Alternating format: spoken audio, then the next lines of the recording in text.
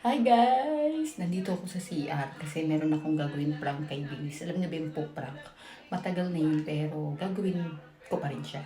Iinisin ko si Binis, bibisitin ko si Binis. Ito yung gagamitin natin. Utusan ko siya kumuha ng tissue. Ewan ko kung susunod. Tingnan natin kung magwawagi tayo.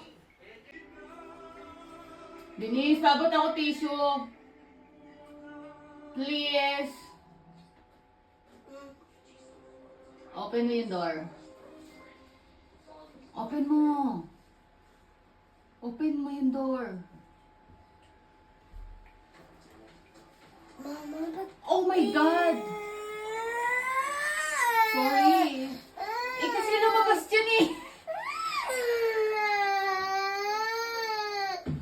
Sorry. O, punasan mo na lang. Punasan mo. Kuha ka ng tissue. Dali.